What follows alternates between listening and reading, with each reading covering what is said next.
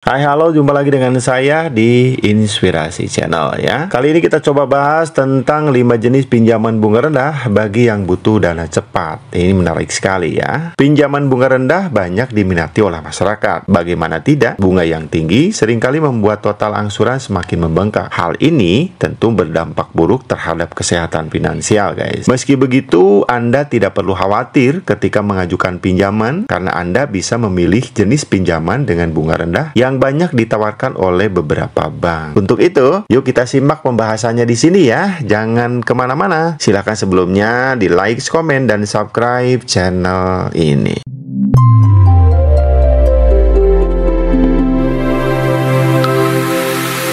Oke, langsung saja ke pembahasannya ya. Apa itu pinjaman bunga rendah? Nah, bank tidak hanya berperan untuk menabung saja guys, tetapi juga bisa memberi Anda pelayanan berupa pinjaman dana. Hampir setiap nasabah bank pernah memanfaatkan layanan ini untuk kebutuhan darurat maupun sehari-hari. Misalnya pembelian kendaraan, rumah, atau biaya rumah sakit. Setiap pinjaman dari bank pasti terdapat bunga yang dibebankan pada debitur ya. Bunga yang tinggi tentu akan memberatkan Anda sebagai nasabah bank, bukan? Karena itu, pandailah untuk memilih pinjaman yang bunganya rendah ya. Sesuai namanya, pinjaman bunga rendah adalah layanan bank yang menawarkan kredit dengan bunga rendah pada setiap angsurannya. Nah, biasanya bunga tersebut tidak lebih dari 2%, bahkan bisa di bawah 1% setiap bulannya guys. Penasaran seperti apa? Silahkan simak terus di sini ya. Kita langsung ke pembahasannya ya guys ya. Jenis-jenis pinjaman bunga rendah. Pinjaman